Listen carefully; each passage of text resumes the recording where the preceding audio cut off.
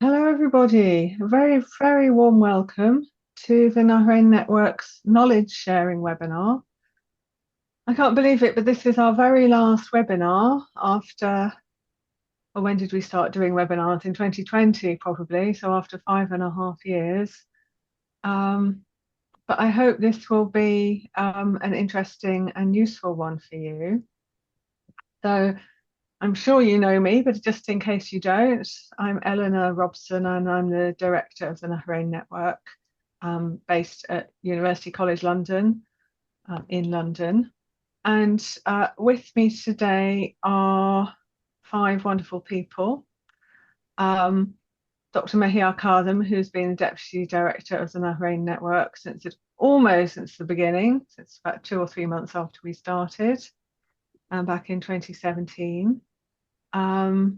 Zainab Mahdi, who is running the webinar today and is our social media and events coordinator and has been with us since for 4 years, and our three panelists today. Dr. Rozhen Kamal Mohammed-Amin, who has been various things for the network over the past 7 years, and she will talk to us about the various different ways she has worked with us, and we have benefited from her and she has benefited from us. And then two other fantastic women who have also been supporters and advisors to the network for, again, almost since the beginning. Joan Porter MacIver, who is a trustee of the British Institute for the Study of Iraq. And I'm sure most of you, if you've been involved with our Visiting Scholars program, will know Joan and the incredible work that she and BISI do. I'm very grateful to her to be here today. And also Dr. Maja Kominko, who is one of the world's greatest experts in supporting the reconstruction of cultural heritage sites across the world, and has been, excuse me, has been on our management committee in various different ways for several years, and has also been a very, very helpful advisor to me when during more challenging times. So let me tell you what we're going to do today. The idea is, because we're starting to, we've almost finished, there's only 8 or 9 weeks left before the program closes.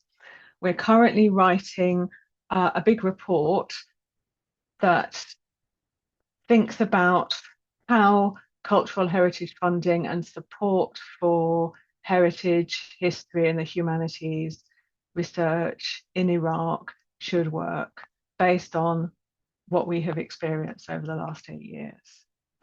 So I'm going to ask these three women to talk about that and their own experiences, but I'd also be very grateful for your input, the rest of you after the talks, to tell us three things.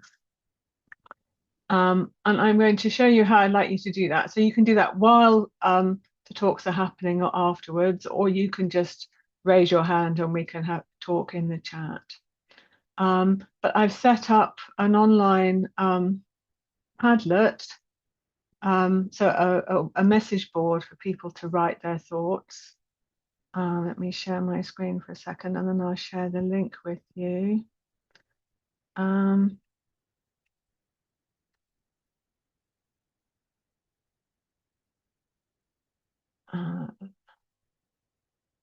That has not worked, has it? It's done that thing that it did before. Let me try that again. And let's share the correct screen.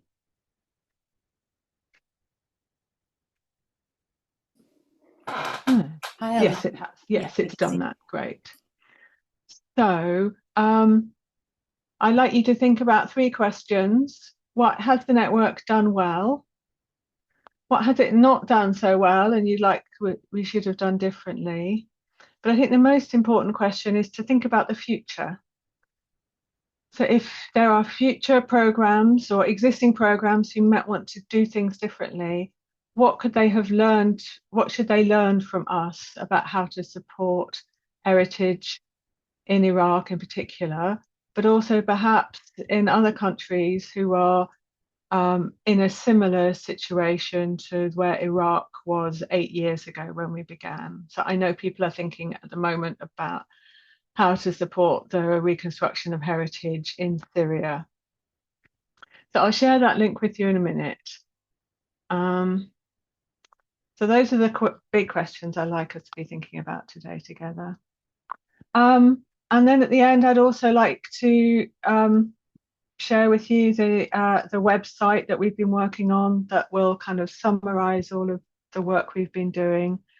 And just really, I think most importantly, is to say a big thank you to everyone who has supported us over the past 8 years. And you have done that in many different ways. You have been on our programs, you've given us advice, you've just turned up to webinars and found them useful, you've shared information about us.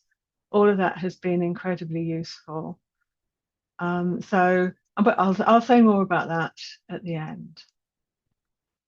But first I'm going to ask Dr. Rozhen to speak, because as I say, she has been had several different roles within the network, and she gave a talk at our farewell conference in Baghdad in April, which was really fantastic at sort of talking about the different ways in which the network has shaped her research and the impact that her research has had.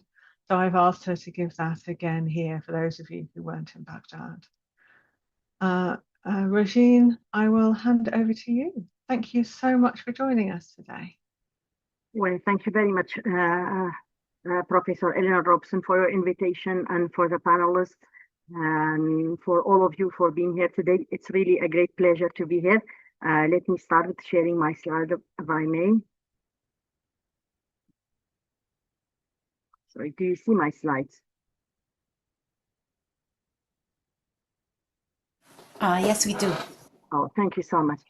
So again, thank you very much for having me. It's really a great pleasure to be here, and thank you very much for you all. So I will be summarizing, as Eleanor mentioned, I will be summarizing the experience of the various roles and impact that Nahrein Network has made on my own and my own team's research career. So I summarized that within a title I call it Digital Heritage Research and Capacity Building in Kurdistan region of Iraq. And of course, we have been also expanding it to in some activities and some programs to Iraq, the rest of Iraq. So to start with a story, a personal story on how all this came about. So around 10 years ago, and to be precise, it was November 2015 when I convocated with my PhD. And before I did my master and then PhD at the University of Calgary in Canada. And as my plane was getting ready to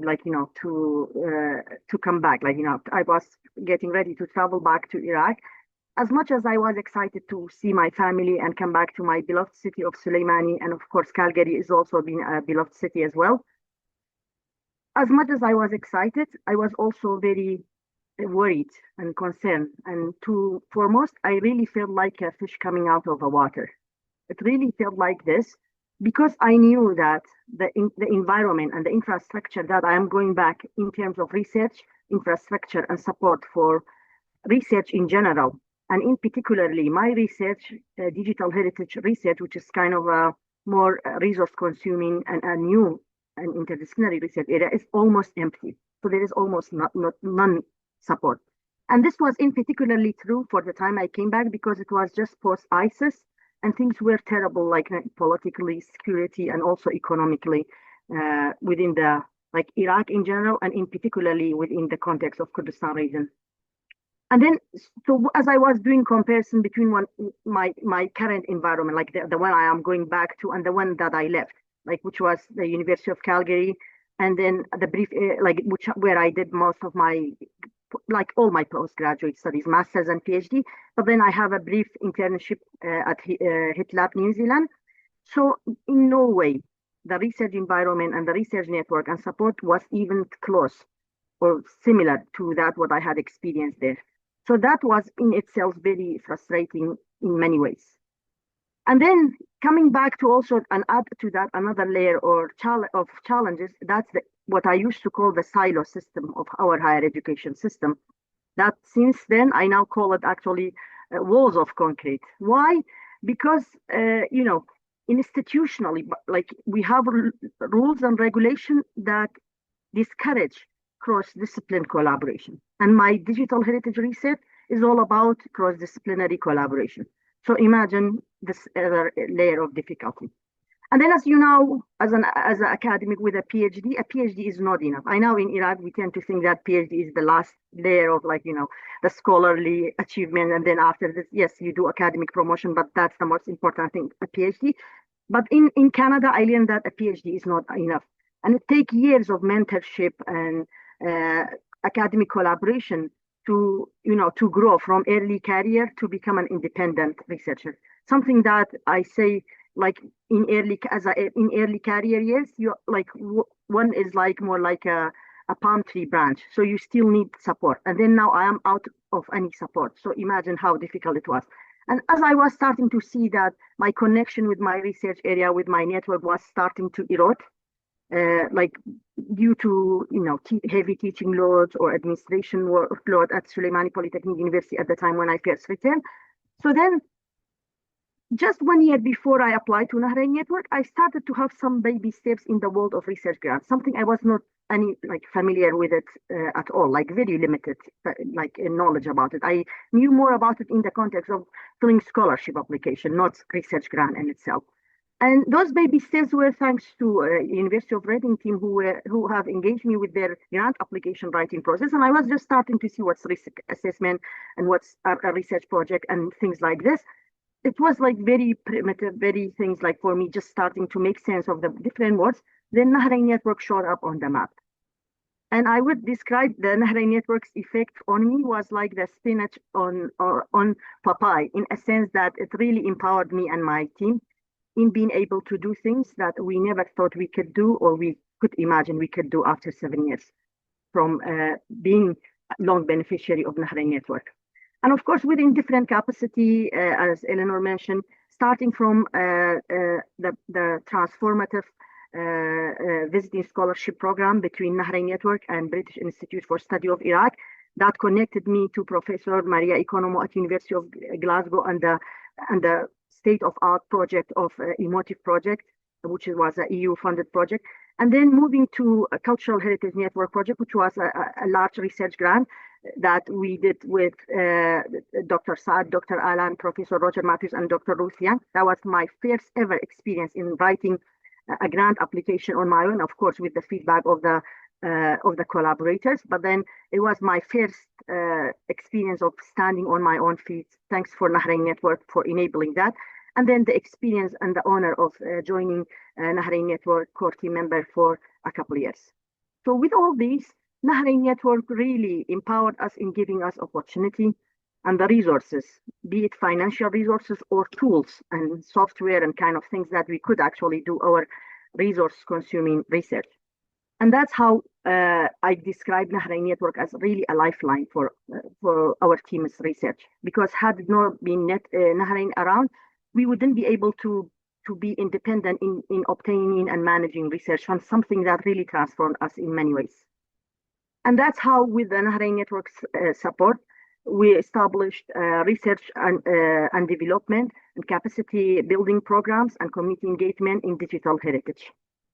So for those of you who are maybe not very much familiar with the concept of digital heritage, or even our research area specifically, so we utilize state-of-art technologies like augmented reality and virtual reality to create and evaluate interactive and empathy eliciting experiences.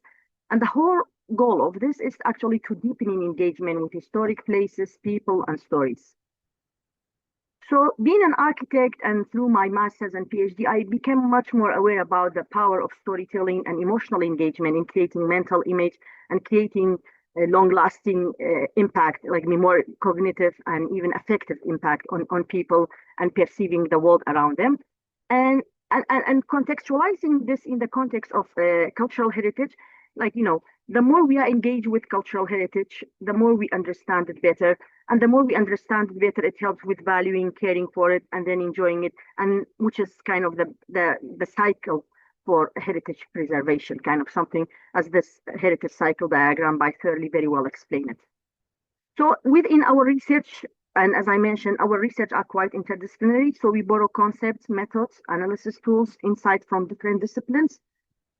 And then we connect, and actually we address within our digital heritage research, we connect our different topics or even programs to various sustainable development goals that are within the remit of Nahrein Network, and also other ones, including and also challenges of local and global importance, such as heritage education, peace building, gender, women empowerment, digital literacy, climate change, human rights, those kind of things.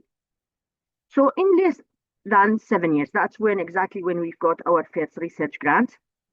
And through 3 institutions, and that's Digital Cultural Heritage Research Center based at Suleimani Polytechnic University, then Cultural Heritage Organization and Kurdistan Institution for Strategic Studies and Scientific Research, together with a very wonderful and hardworking team from current and former team members, and with support and collaboration of various local and international partners and supporters, we achieved a number of quantitative and qualitative outputs together. This is kind of just a summary of kind of quantifying of the kind of thing we did, such as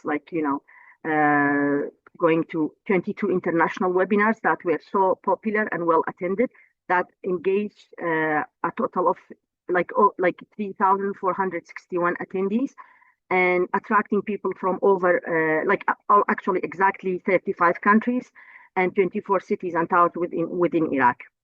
And then moving to our community engagement activities that we either organized ourselves or we have been invited to or participated in, that we engage over 30,000 users or visitors of the events with our projects. So they were basically using our digital heritage project and then reacting to it. And we have done this in different, in Suleimani, Erbil, Duhur, and Alpar. Actually, that's what one of the team members who was going there for one of the youth events, and then she displayed our project that generated lots of reaction there.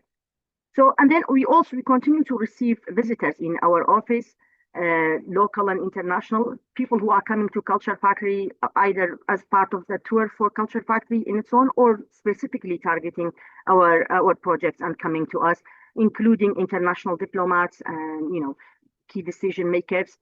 And as you can see from the body language and the facial reaction, the engagement is quite high and the reactions are overwhelmingly positive.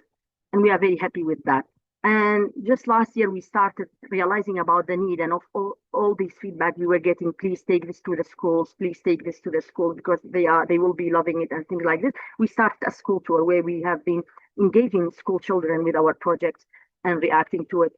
And the amount of invitation we get is so beyond now that we have to pause it for a while until we finish our research papers. That's how demand on them are. Thank for everyone's support.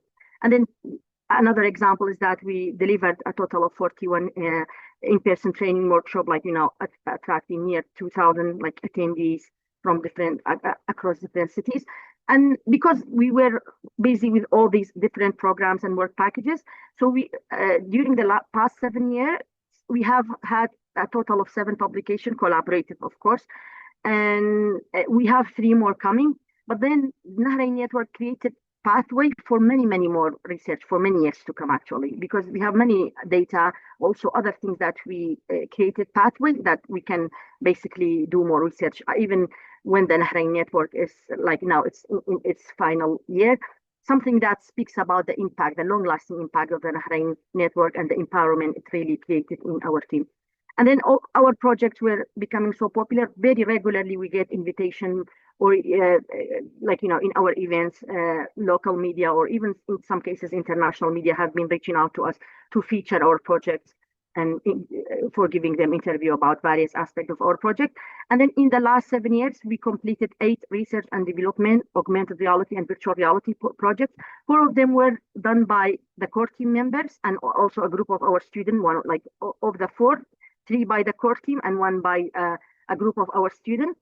And then just last year, within our internship program, our promising internship program, because it created impacts beyond what we actually imagined, with dedicated and very talented interns, we actually completed another 4 research projects that address various topics, including climate heritage, like, historic empathy, historical evolution of cities and narrative spaces. And of course, Nahrein Network, by all means, raised our profile and made us visible in many ways, not only locally, but also internationally. So we have been and continue to get invitation for speaking in international events, be it directly through Nahrein Network or indirectly through the impact that Nahrein Network had on our visibility or raising the profile of our research, and then attending those events. And of course, aside from physical attendance, also in online attendance. So for the last 4 years, we have been giving a lecture, regularly giving a lecture in the Human Rights in Practice class of University of Arizona to speak about different things. And of course, beyond to talk about our project and beyond ourselves and the things that Nahrein Network have been empowering us, and of course, as the core team members and also our interns, and also actually, I should also mention our volunteers who have been supporting us, we have been trying to pay it forward through supporting other individuals and organizations, giving them consultation or answering their question, or, sharing our resources and kind of thing. So just to give you an example, 2 years ago, we have been approached by TechFest, which is a popular tech festival in Suleimani, to help them with organizing a panel. And we invited esteemed international speakers and local one, including Professor Tom Furness, who is known as the grandfather of virtual reality, and Professor Richard Levy, who was my supervisor at the University of Calgary. And the more time passed by, we see even the effect of Nahrein Network on us is actually snowballing in many ways, and we are very, very grateful for that. And beyond numbers, or being able to quantify the impact that Nahrein Network had us, actually we feel and we see, and many others around us see, how Nahrein Network have helped us with building and expanding our roots, something that's very essential and critical for any research initiative, especially like interdisciplinary research initiatives in Iraq. So then, of course, with Nahrein Network and also the opportunities or the visibilities it helped us with, we have been expanding our network exponentially, actually. And for that, to summarize, I would like to, there are many people to thank, but I would like to start with Professor Eleanor Robson for supporting us, for trusting us, for all her unwavering support and mentorship, actually, and also being a co-I for a period of time, like joining the core team member of Nahrein Network, made me even more appreciative about all the hardships and challenges she had to endure to run and maintain the Nahrein Network, and I am very, very thankful for that. And then thanking the former Nahrein Network co-director, Dr. Paul Collins, and the UCL team, starting with the deputy, Dr. Mihyar, for enduring all the hardship of coordinating research projects in Iraq, and Zainab, Misha, and former UCL team member Wana, and the rest of the team members, and of course also for management committee team members like Maya and the wonderful other management committee members, and to British Institute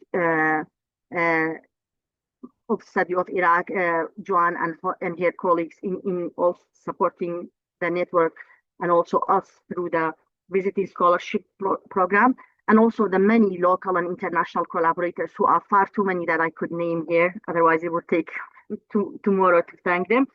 And of course, my wonderful team for being with me through thick and thin, and for enduring all the hardship we also endured in running the program. And I was saying, imagine, like we used to say within team, we are a small team and enduring all of this. And imagine the UCL team, what are they enduring with running the network?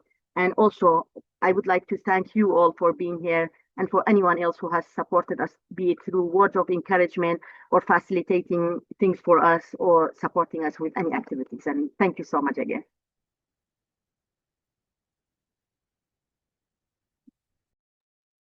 Rozhen, thank you again for that wonderful talk. I always amazes me how well you can compress an awful lot of information into and deep thinking into such a concise and clear and engaging presentation. Thank you. Thank you so much, Mr. I think rather than taking questions for Rozhen now, let's hear from our other panelists, and then we'll have a general discussion. But I don't really want this to be about particular people today. I want this to be us to be thinking about how the network as a whole has worked. So Joan, at the beginning, Joan MacIver of the British Institute for the Study of Iraq has been involved with the network since the beginning. And in fact, our Visiting Scholars program really piggybacked on a program for visiting scholars that Joan was instrumental in setting up, gosh, 20 odd years ago now, in the aftermath of the 2003 Iraq War. And we wanted to support that by contributing funding and our networks to it. So it's been a really interesting collaboration, and there've been other partners involved for short periods of time a few years ago as well. But BISI has been the enduring partner. So Joan, I'd be really interested to have your reflections on the Visiting Scholarships program over the past 8 years. Thank you. Well, first to say, I'm glad I didn't prepare a PowerPoint, because it never would have been like the one we've just had. Rozhen was absolutely astounding and made me very proud to be affiliated with the Nahrein Network. Indeed, as Eleanor said, we have been involved since 2003 with visiting scholars. Our first scholarship was in 2004. And I would give Eleanor full credit, because in 2016, we'd already had almost 36 scholars for the BISI. But when she was inspired to start her Nahrein Network and think about other ways to support work in Iraq, and particularly academic research, we were at a stage where all the funds that we had raised from the early days were not quite running out, but we were running out. And so when the Nahrein Network, and when Eleanor turned to us and said, would we like to collaborate, it was a win-win situation where BISI indeed took on I would say the day-to-day administration, but worked very, very closely, and that included on the selection committees and things like that. Neither side will, should I put this clearly, say that it was been smooth sailing, because actually it has been a very difficult program to manage in some ways. But the rewards have been great. My PowerPoint would have been wonderful pictures of all these incredible scholars, and Rozhen was the first scholar, or actually the second, because actually we do know that Ariel Maksumi came 2 weeks before you in the first phase of the Nahrein Network, but was the first scholar who came under the original Nahrein Network funding. And as a result, there's been almost, I think by the time this year finishes, there will have been 60 Iraqis who will have come to the UK under this program. Certainly since Nahrein has been involved with the BISI, and we've all been working on a closer collaboration with universities, it's been more research oriented. Previously, we did a lot of work supporting the State Board of Antiquities and Heritage and quite a few universities and archaeologists. So it was interesting to bring in the Nahrein Network's goals, which of course the first few years were very prescribed by the funding scheme that they were under. But before I go on to talk a little bit about some of the issues, I really do want to thank Dr. Harriet Crawford and the late Dr. Lamia Al-Gailani Ware, who Eleanor knows well or knew well, because it was they who inspired this idea. And I would say it was Lamia who also inspired the idea of helping select. BISI became much more organized, and Eleanor, as chairman, sort of watched over some of this. So she was aware of what was going on. She would meet the scholars. We had people from various fields, including universities and architects towards the end of our own scholarships. But when Nahrein came in, it did rather revolutionize the numbers we could take. I mean, there was one year BISI was able to do 6. Right now, this year, we have our wonderful Dr. Anne-Marie Mosconi, who is our visiting scholar coordinator, and she had predecessors who were just almost as active, but we haven't had this level of scholarships. There'll be 9 scholars in this year. People will be happy to know that the British Institute for the Study of Iraq intends to continue the program. It will not probably be at the same scale or scope in the initial phase because we want to stage some of the decisions that we're making and some of the process. We feel that we have benefited from learning from Nahrein and the current system. All of you know that visas are an issue, and trying, even Rozhen's comment, trying to deal with some of the bureaucratic issues that come from the educational or the government departments, and where a scholar thinks that they have everything all sorted, then all of a sudden they have to get this paper and that paper and another paper, and their banking system has to be pretty squeaky clean. One thing to note for everybody is that for 5 years, I was the coordinator for the completion of the Boston Museum project with the Friends of Boston Museum, and the same issues that have faced Nahrein and other projects, were there. So I'm very aware of how difficult it is. Luckily, our scholars are all paid in the UK, but it is also very clear that we have to be very, very cautious. We do not want any scholars to be turned down. We want them all to be able to get through into the visa schedule and the visa system. And Anne-Marie really has taken immense care going over that application process. So if I was going to say the challenges, I would probably have to say that it come on both sides, from the British side on how people are going to get the applications in, and then also on the host institution side, which we have all been lucky to have these wonderful institutions, universities, and museums who have agreed to host an Iraqi, and that has been, the generosity of individuals and academics and bringing them into the fold. We couldn't do the program without that. And if anybody's listening who wants to be a future host, please let us know.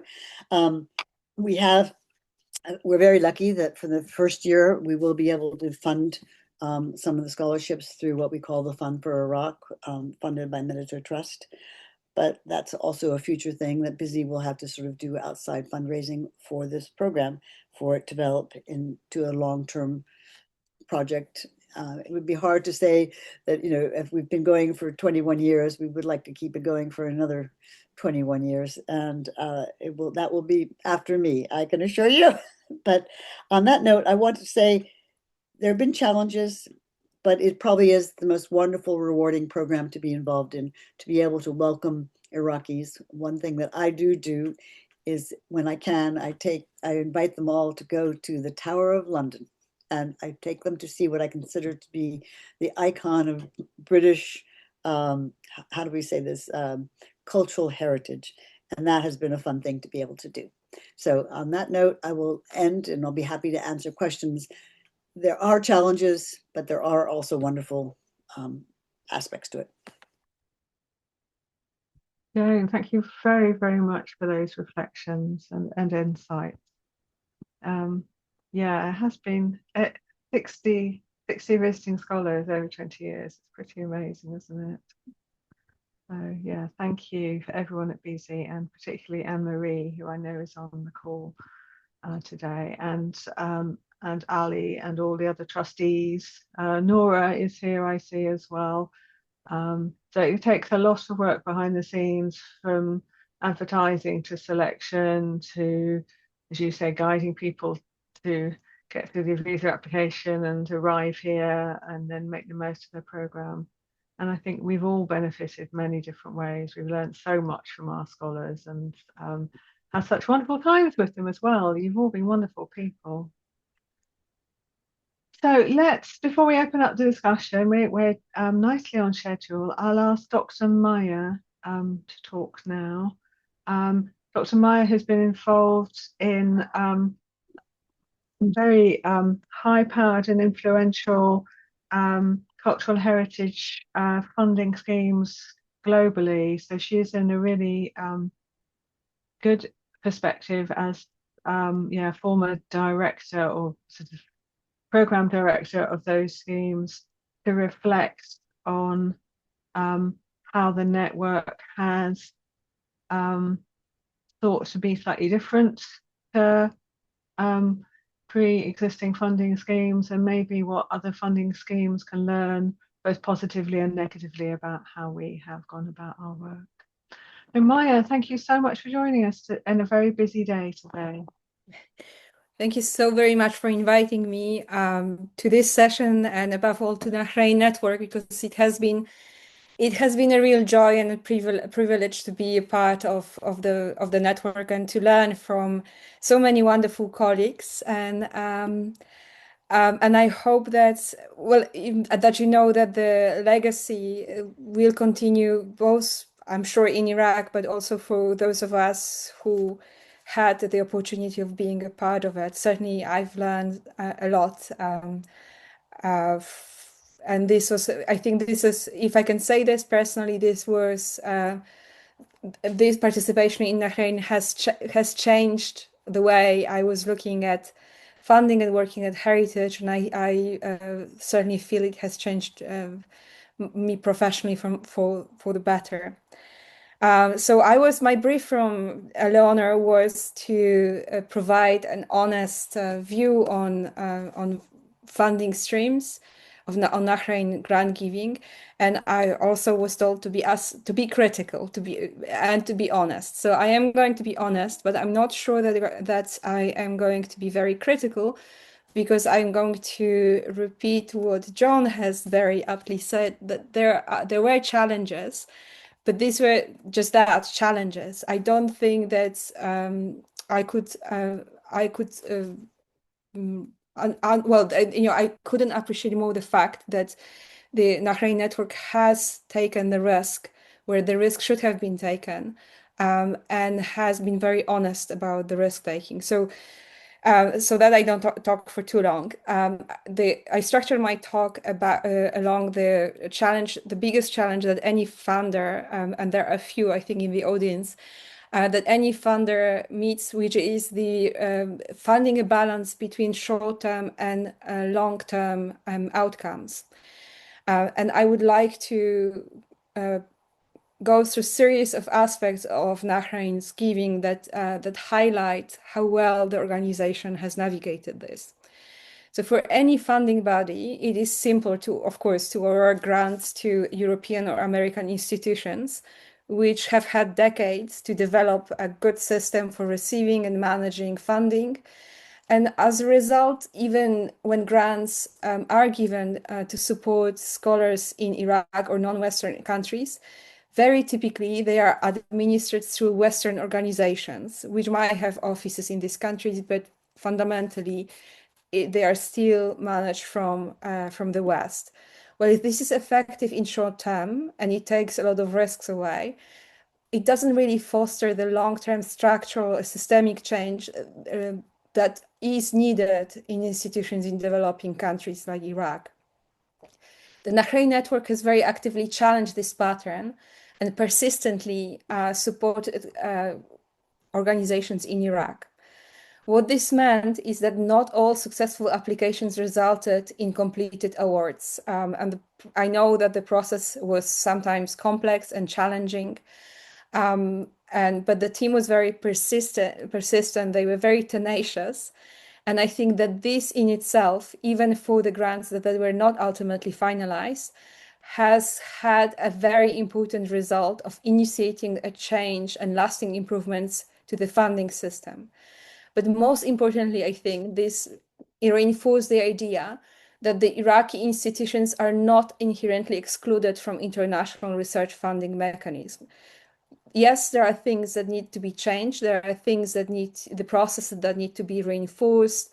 There are difficult systemic issues like difficulty in sending funds to Iraq, but these are all problems, however difficult, that are solvable problems. We shouldn't give up. We should try, and at some point, these barriers will break. With appropriate investment in infrastructure, the Iraqi institutions can and will participate on equal terms with their peers in Europe. I think that I don't need to say that in terms of scholarly expertise, there is nothing that holds them back. It's the management infrastructure that doesn't exist in countries like Iraq that needs to be put in place.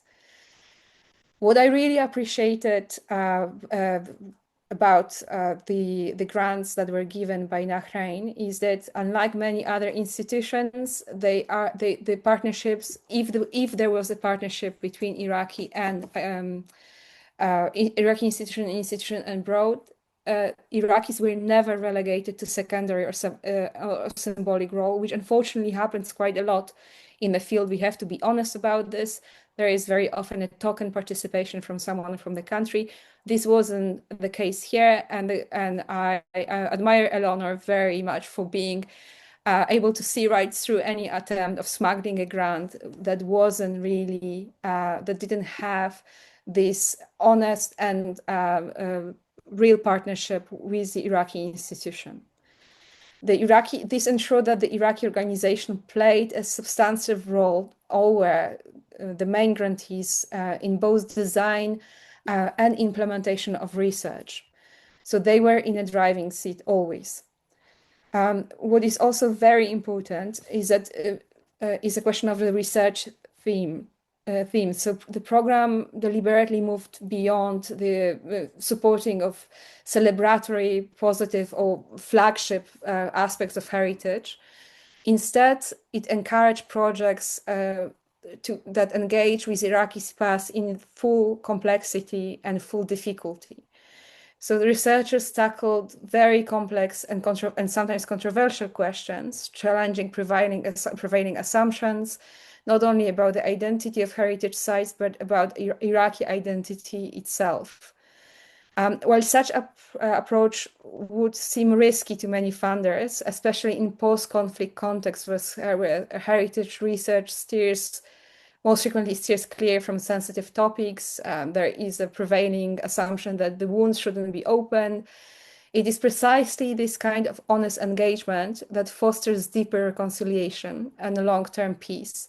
I think that as a field, we have to stop avoiding uncomfortable histories. The comfortable histories might seem safer, but they do very little to address underlying traumas.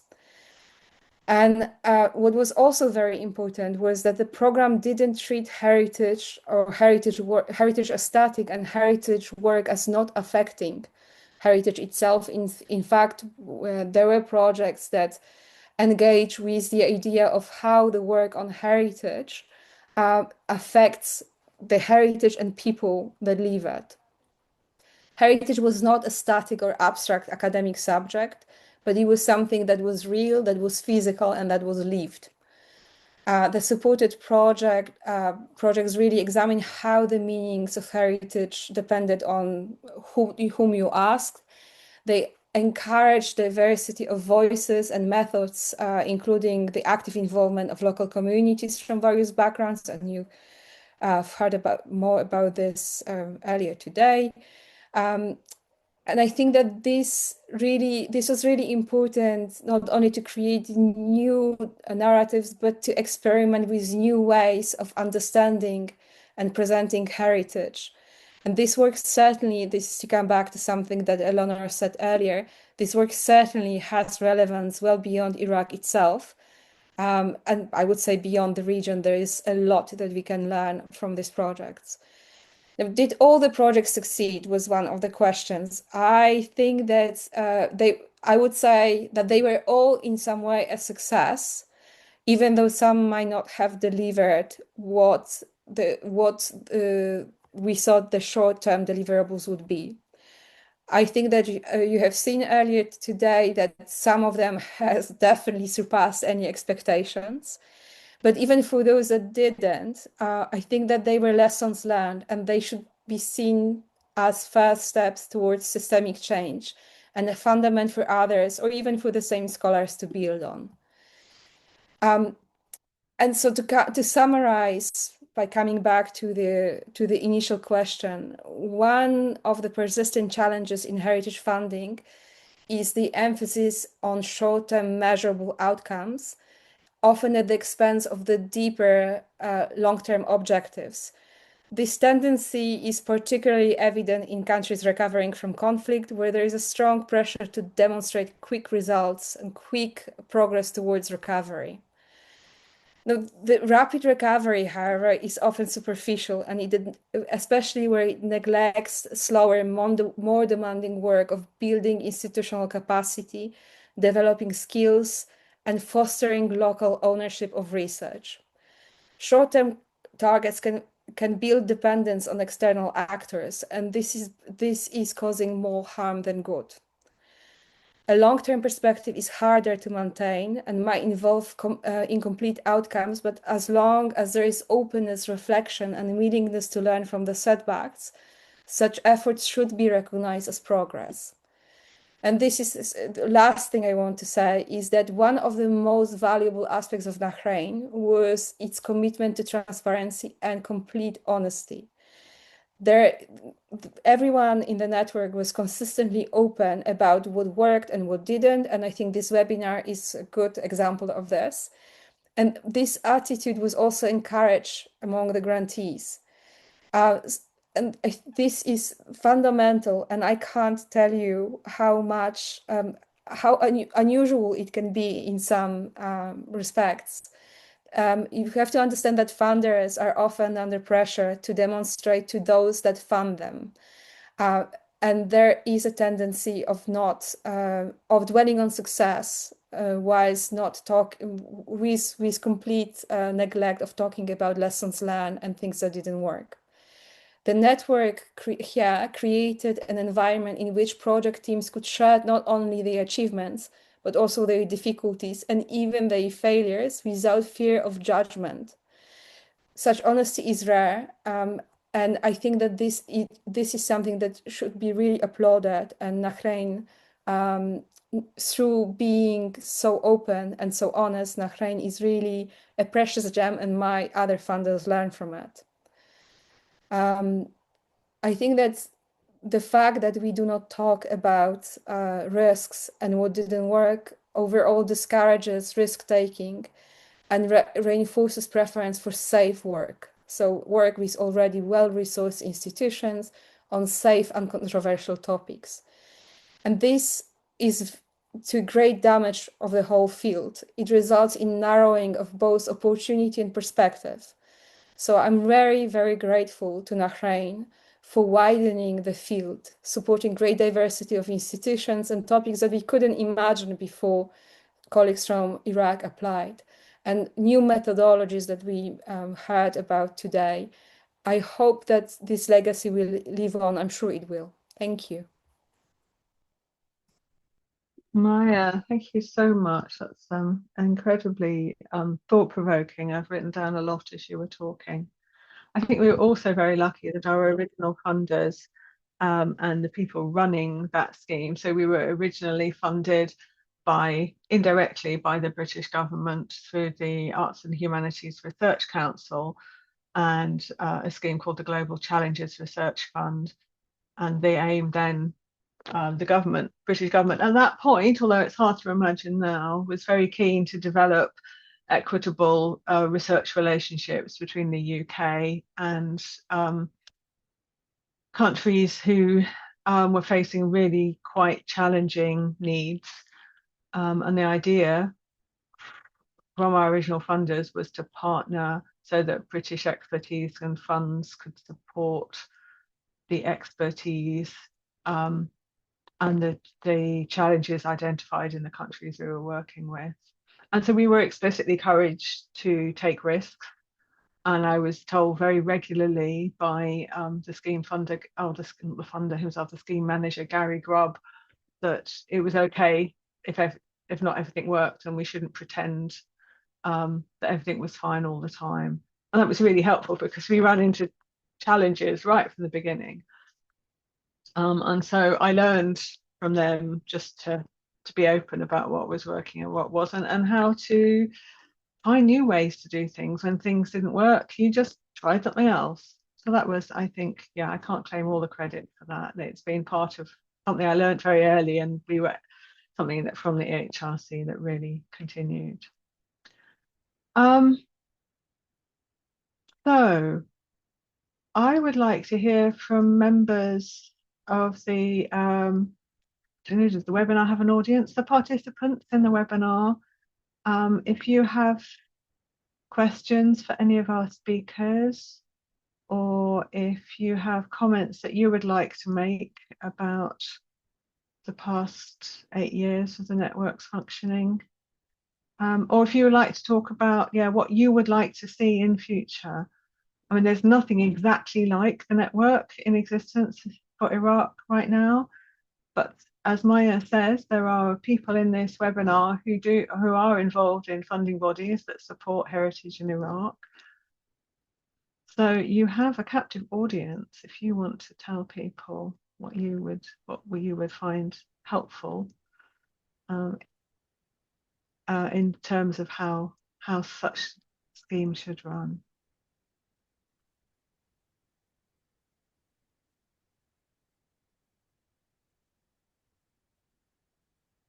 Sura, please. Let me Zainab, are you doing the Yeah, I'm going to allow them to speak and unmute Sura. them. Yeah. So it's super, thank you, Zainab. No Sura, please.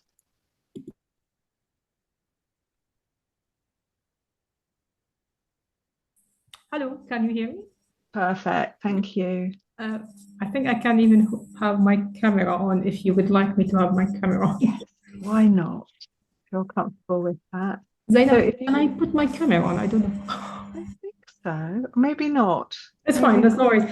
First of all, thank you very much for this. It's very interesting to hear the reflection from the participants.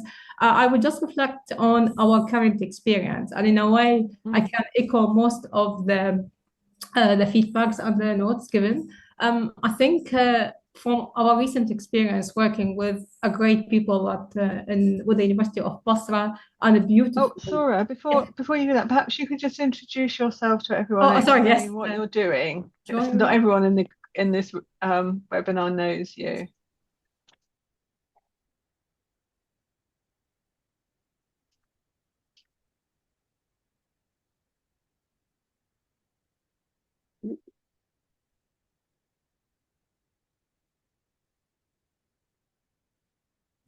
Oh, Just added her as a panelist, so I think she can turn, so that you can turn your camera on if you'd like, right? Yeah, I can do that. Hello, I think I see her.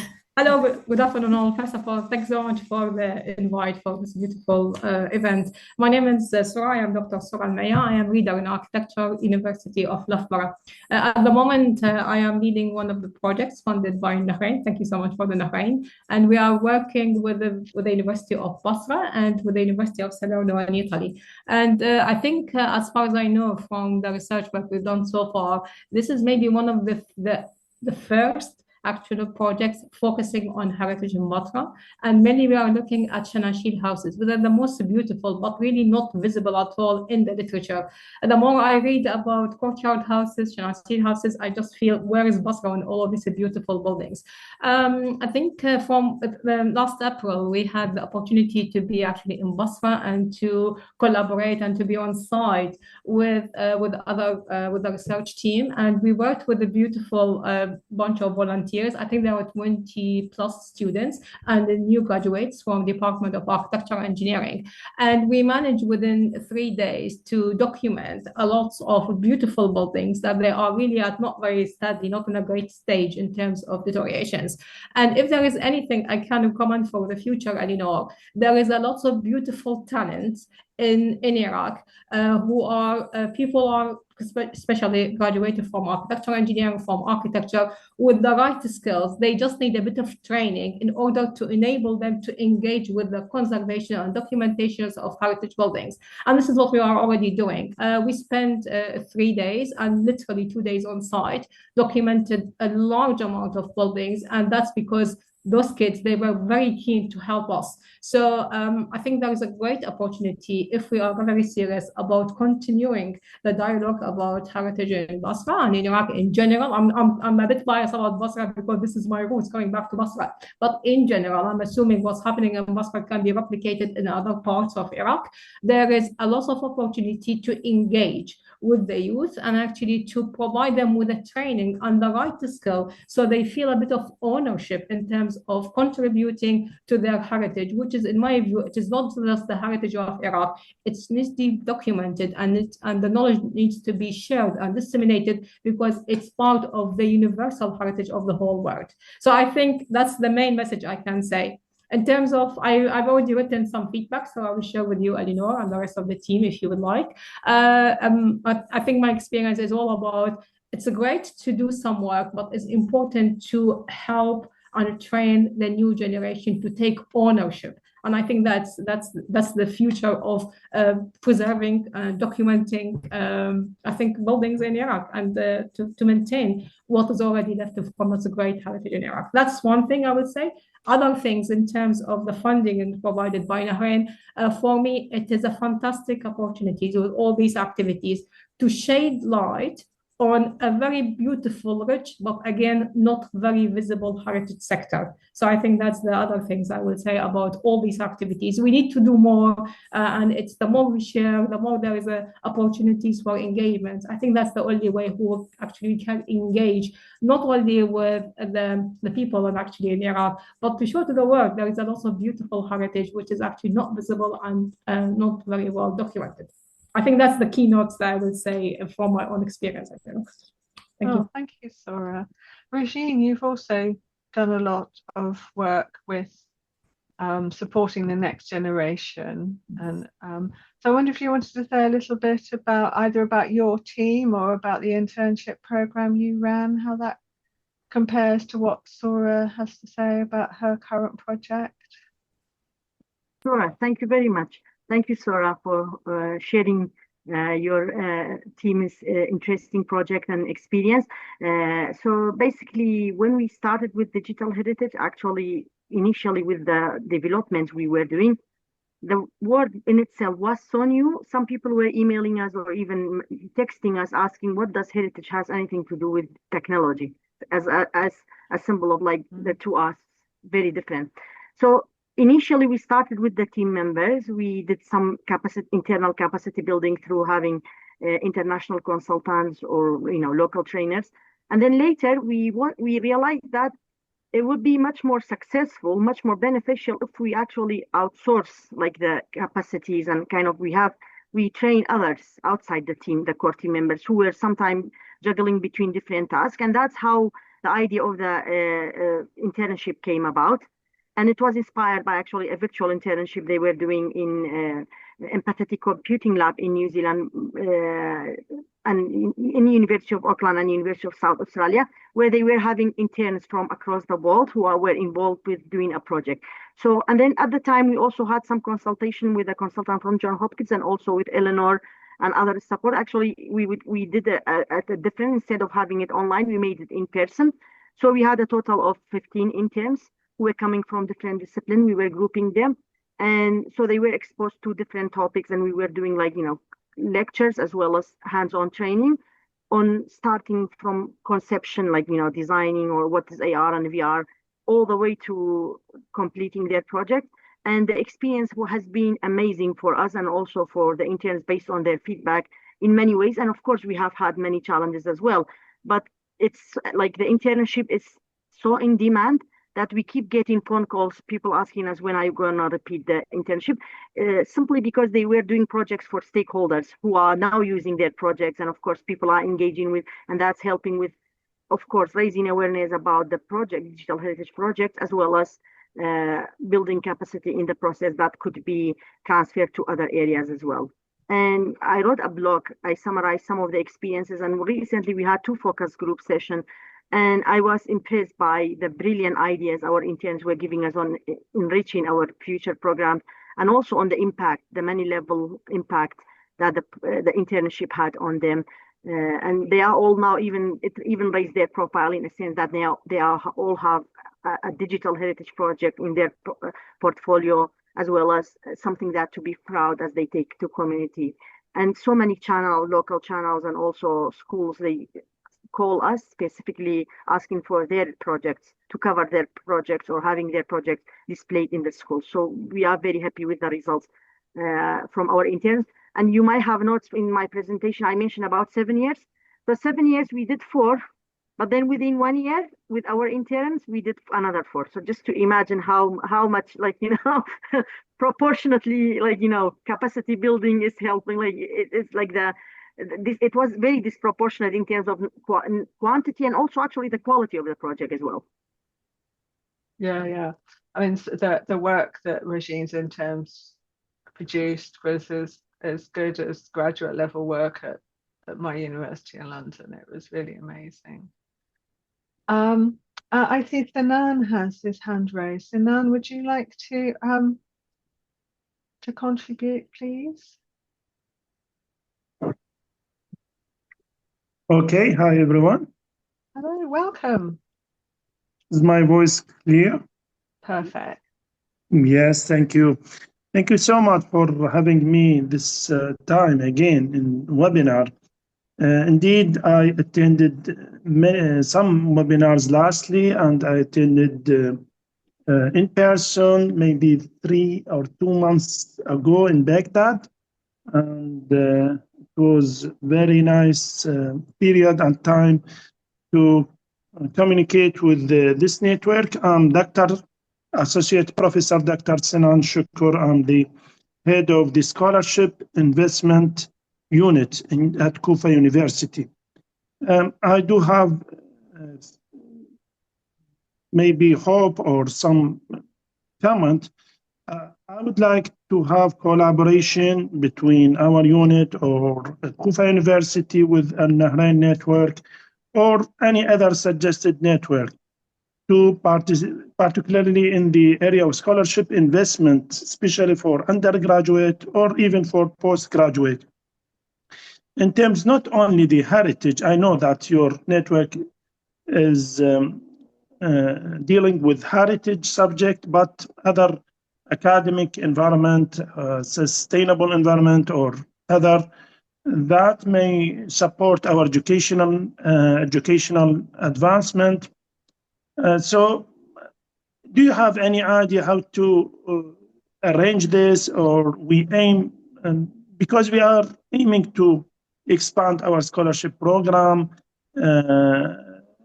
to empower students, enhance research capability, and contribute to Iraqi broader vision for innovation and human capacity, especially for other resources rather than only heritage. I know that you are interested in the heritage. However, we are open and broadly speaking about any research activity or anything to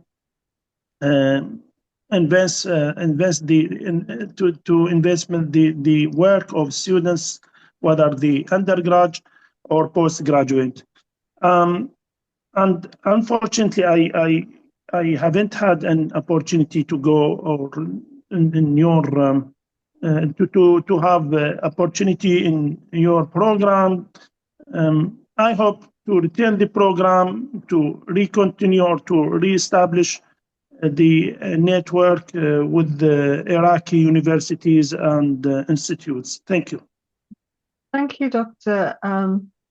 Sinan. That was really interesting. So we're here today because the network is closing in a month or so. However, you have an expert in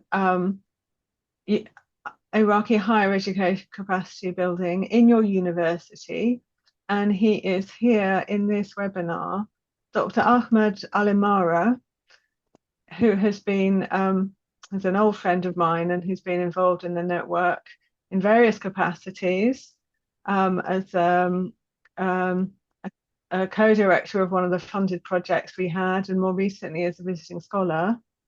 He has been working with the University of Oxford in thinking about ways to strengthen higher education capacity in Iraq, in heritage and in other disciplines, and recently held a very useful event at the Iraqi embassy in London, and has been talking to the British Council about these things.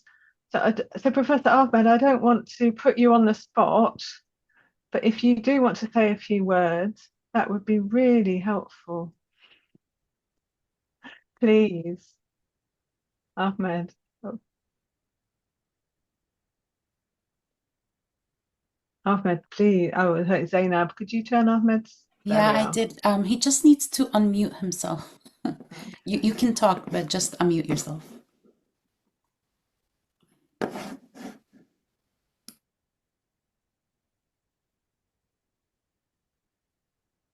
Hello. Hello, welcome. Thank you very much for this opportunity. Thank you for this actually great introduction for me, Professor Eleanor. I'm happy to meet you today, and also actually sad to actually join you as a last meeting with the Nahrein Network. Anyway, I think I said in the beginning that the Nahrein Network actually established great academic culture in Iraqi higher education, supporting academic staff, supporting program, as well as the cultural heritage. So this is actually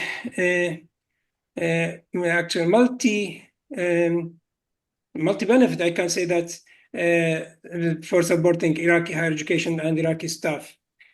Yes, as you said, that my project with Oxford actually still continued until publishing paper on the Iraqi cultural heritage in higher education, specifically in higher education. And also today, by the way, the University of Kufa, my university, invited me to actually provide them by a report about all my activities with the British universities, including or specifically with the Nahrein Network. As you know, there were more than one project with the Nahrein Network. So I have just actually one suggestion, which is I think is important suggestions. I very trust BC to continue on this program in the future, and I hope we continue hearing, or at least hearing, the new news from the BC about this program. For example, newspaper, magazine, some emails about what the activities happened with the plan, what the future plan, something like this. That would be important, and so it should be sent to all participants that worked with the Nahrein Network.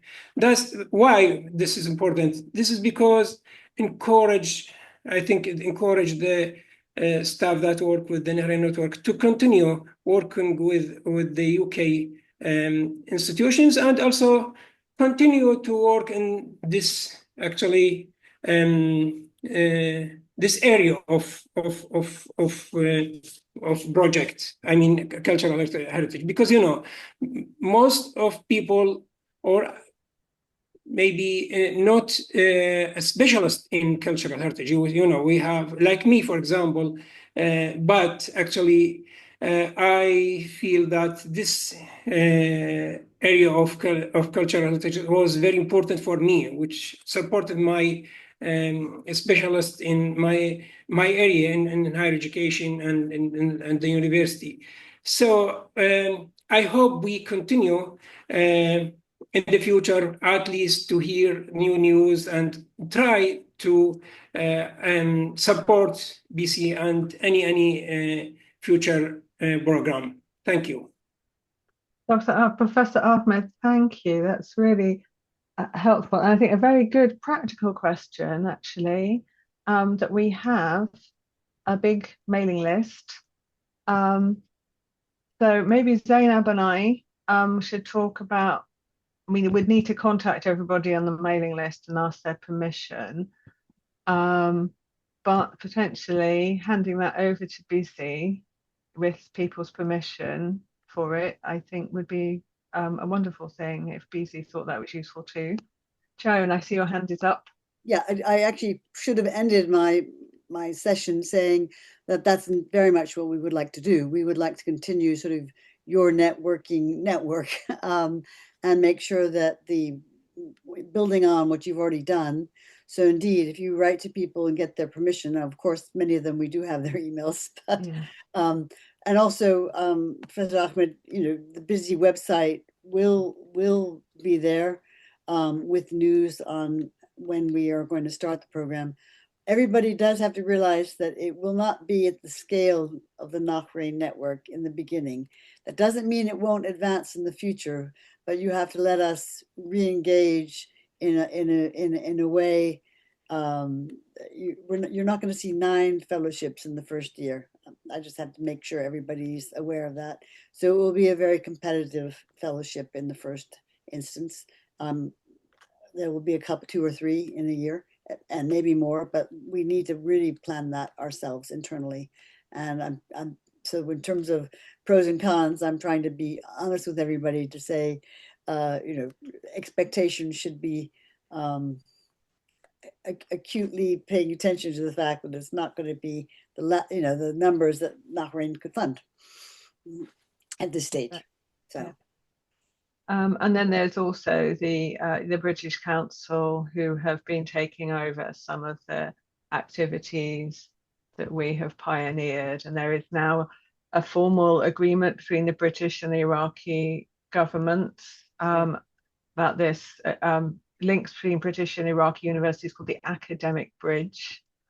Unfortunately, we don't have anyone from the British Council here today, but one of the things I want us to do on the website, the new website, which I'll introduce you to in a minute, is to have links to programs that to some extent not replicate but complement what we have been doing. So there are schemes for emergency response to cultural heritage, but there are these are more academic programs. But I think this shift that Maja was hinting at, from between funding to rescue buildings to funding to supporting people, has not completely happened yet, unfortunately. And I think the two are still needed. But the balance still, I think, needs to be moving towards funding people. And Maja, please. I just to add, because it's not that I hope I wasn't critical of other funders. My intention was to say that Nahrein is really leading the way.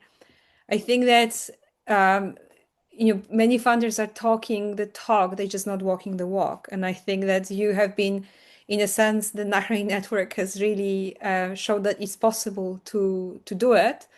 And I think that this is also something that in some ways, I don't know, through advocacy or through continued showcasing of the Iraqi projects, would be immensely valuable, because I think that this would really convince the funders themselves that it is possible not to sacrifice long-term outcomes for the short-term ones. That it's possible to bring about systemic change while also delivering amazing shorter-term outcomes. So I don't know quite how to do it, but if the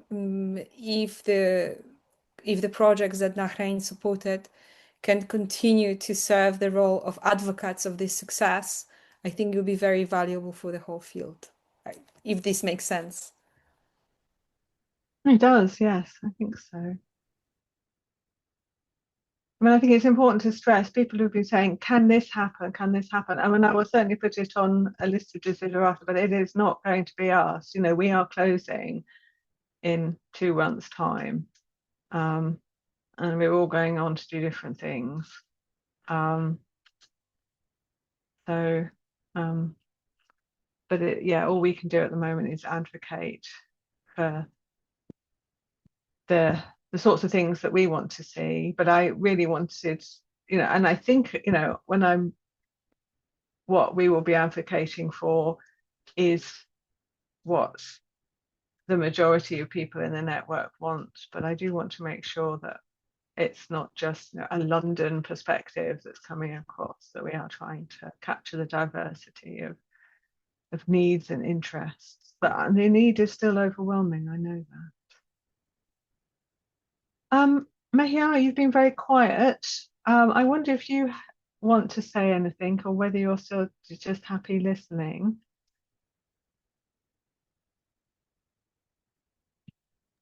Hello, I'm happy listening. Okay.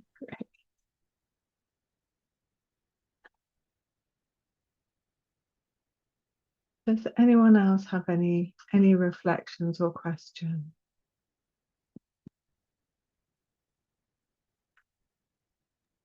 Can I'm sorry, I talk a lot and I feel, but this is out of enthusiasm, but I think that also to Iraqi colleagues, I think that you had the amazing Nahrein Network guiding you, but I think you also need to now believe in yourself, that there are other funders and you have amazing projects, and they might not be as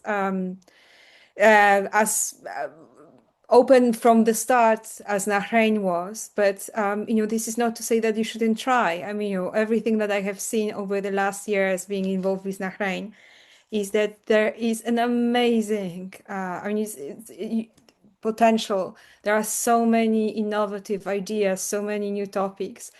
I think that if you are confident enough, and I think that the Nahrein Network should have given you this confidence, I think that you should just apply to other funders, and maybe this is not going to happen the first time, but please do not give up. I mean, most projects do not happen the first time round. Joan. Yes, I just wanted to add something which maybe people will think I'm being too prescriptive, but I would recommend very highly to any young scholars or even senior scholars who wish to apply, that you actually spend time working on your English. I hate to say it, but it is very difficult to come here and work with quite eminent scholars and not be able to engage, as Dr. Rozhen has been able to engage with us. It is something that I don't think people like to hear, but it does require work. And I have met Iraqis who 1 minute didn't speak English, and the next year later they spoke it beautifully because they'd actually worked very hard to do so. I know people don't have a lot of energy in their lives because they're all working very hard. Listen to the BBC if you wish to, or there are plenty of podcasts, but try and get your English language ability and written ability up a bit.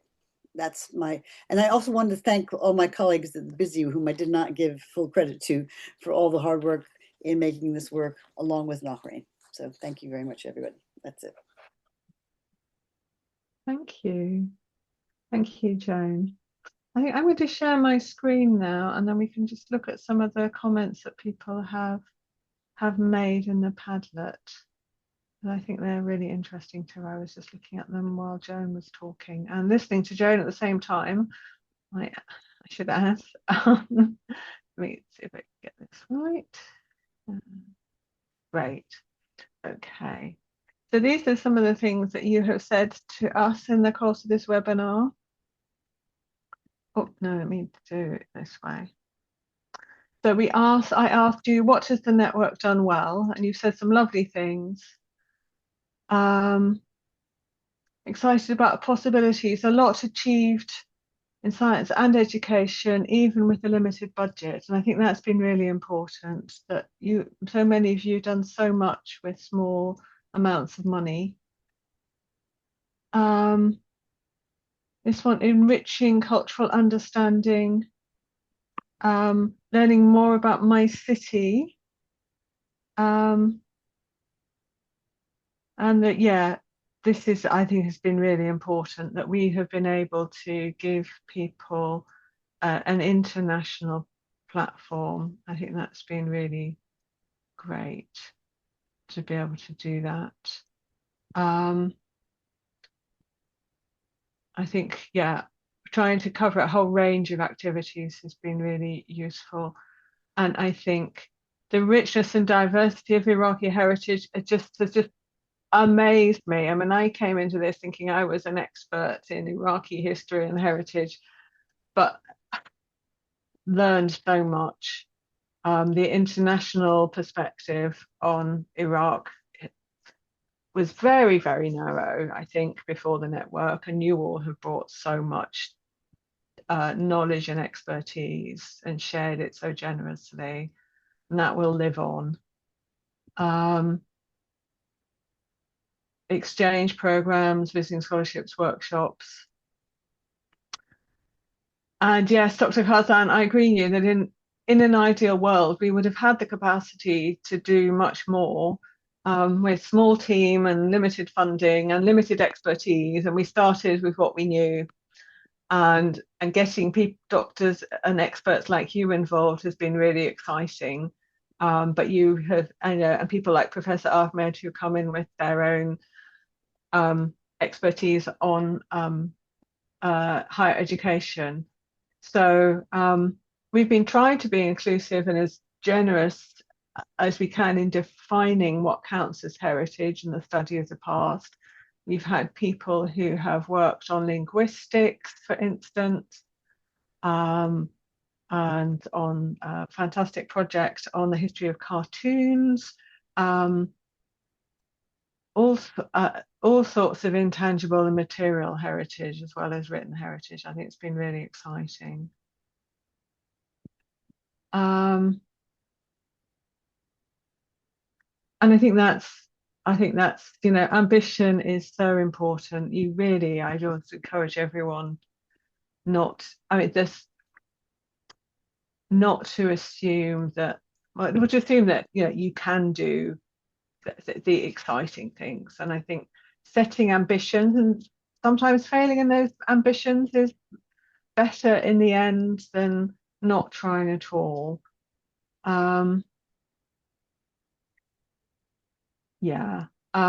The research development of critical thinking, remotivating research lives. We've heard so much of that from people, and that's been really marvelous. And that's not something you can capture in numbers in the short term, but we've seen so much career progression from people involved in the network. That's been really exciting. And the fact that then that has fed into their teaching and their mentoring of the next generation has been really exciting too. I think we've talked about that. Networks, that's really important. We were given our remit to be a network. That's where our first funding came from. And it's something I strongly believe in, that we're stronger together than individually. And it's been a joy just to put people in touch with each other and let good things happen.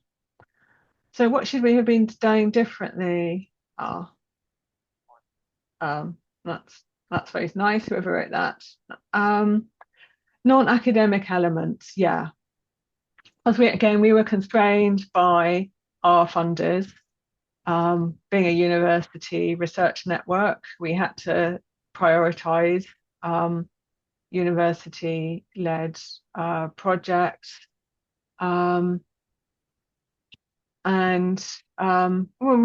have supported some non-academic heritage schemes, and we've certainly been supporting the partnerships between academic and non-academic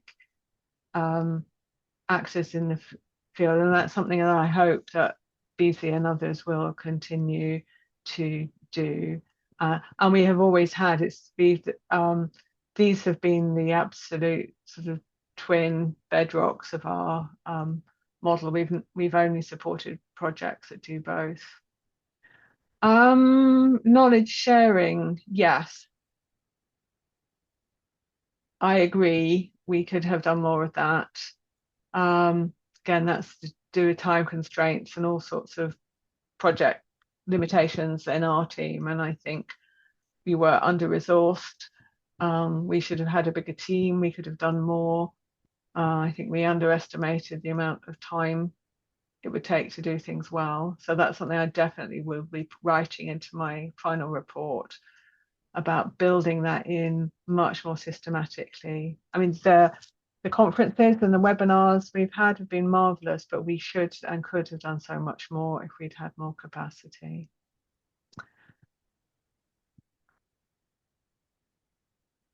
Yeah, okay, interdisciplinarity again, you know, that's very hard for a historian to be able to know anything about where to find networks in the sciences.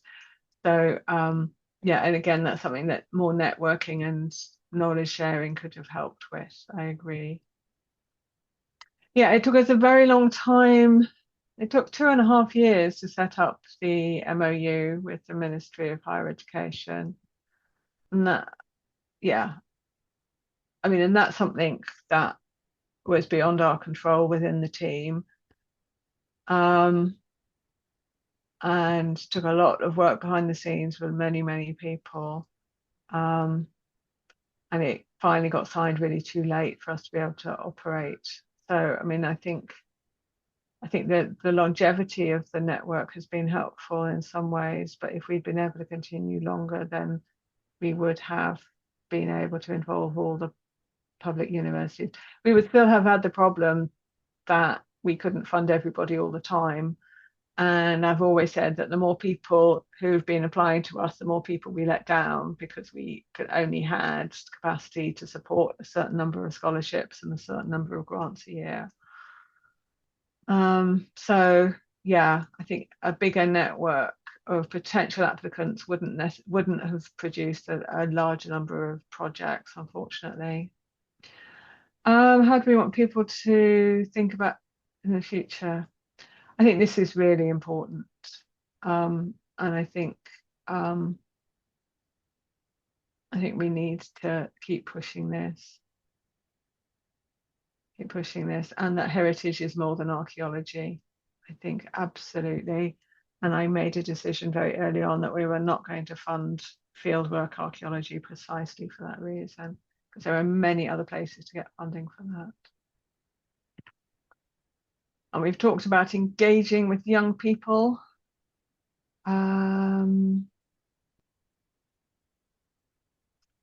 Yes, that's nice to know as well. I think, yeah, I think if we had, I would have liked to seen, I had hoped at one point to be able to set up some sort of journal for us to publish in, and that we just didn't have the capacity for that. We could have done more with that, I think. Oh, that's very kind. Whoever wrote that, thank you very much.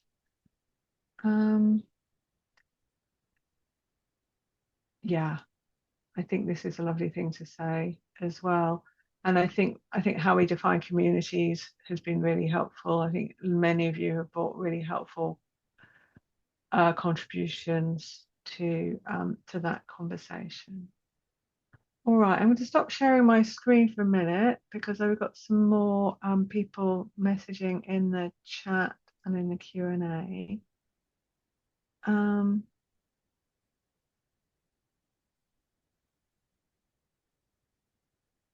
So somebody has asked in the Q&A about other schemes. As I said, we will be putting together a list of other schemes in the website.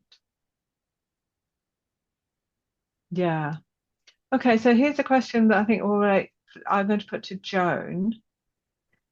That somebody asks, funding opportunities. Yeah, we've had to ask for people to have funding to be affiliated to a university, because our university would only pay funds to other universities or other institutions and not to individuals.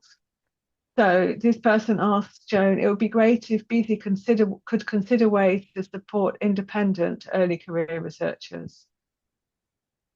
I think this stage, that is something that we definitely would be considering. We have done that in the past. One of the problems will be if we ended up getting, as you have, any university funding. But the way we have our funding now, we have flexibility, and we can be not constrained the way you might have had to have been. Yeah, that's very good.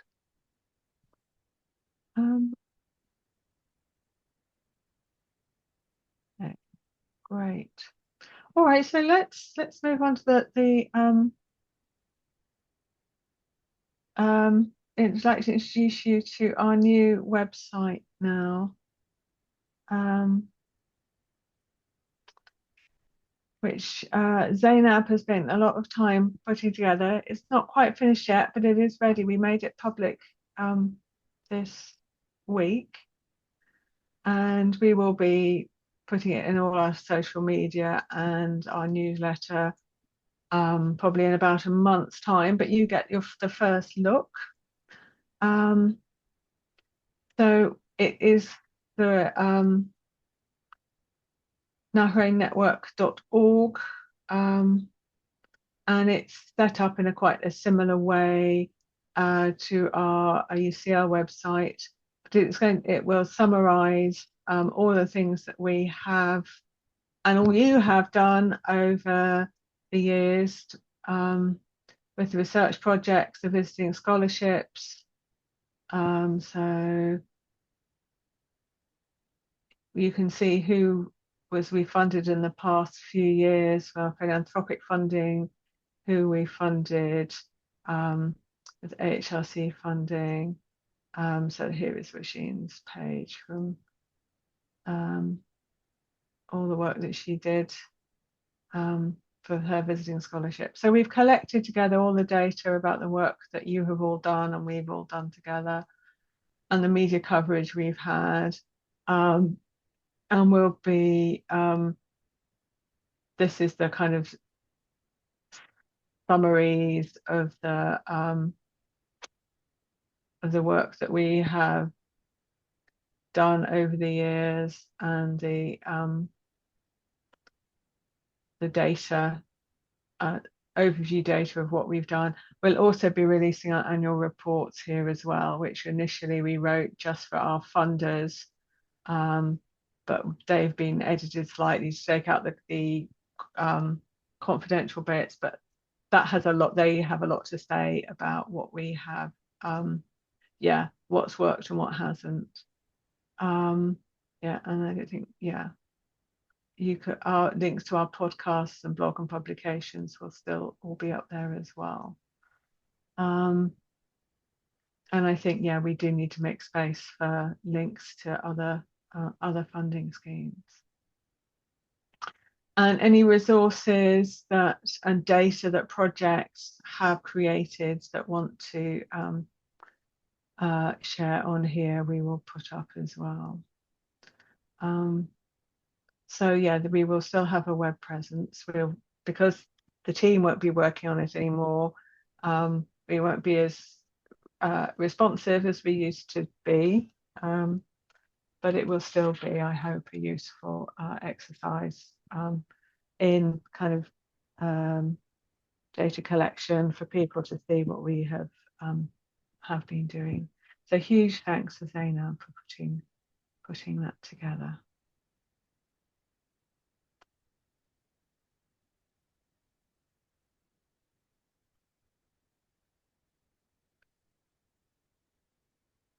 Right.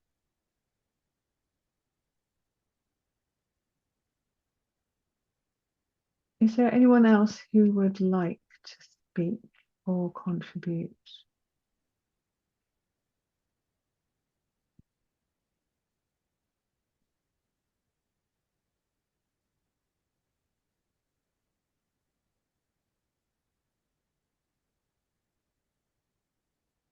So I'm going to leave the Padlet open, and we'll put it out for other people who weren't in the webinar to contribute as well when we release the recording of the webinar. So, so please do keep thinking, and we'll publish the final report in about 6 weeks' time.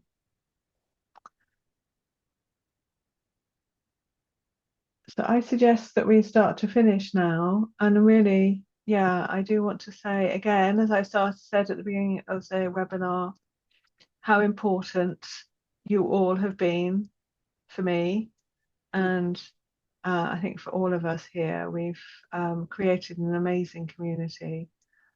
In the day-to-day, yeah, British universities are difficult places to work in. Iraqi universities are difficult places to work in. Trying to put them together has been extra difficult. And in the day-to-day, it's easy to just to look at all of those problems. They're just at you all of the time.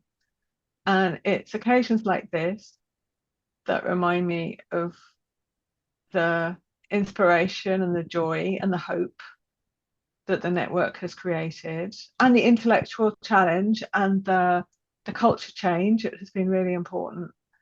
And I admire you all so much, actually, for what your commitment to the network through the difficult times as well as the good times. And so thank you all for being part of it. You've really, really started something good. Nothing lasts forever.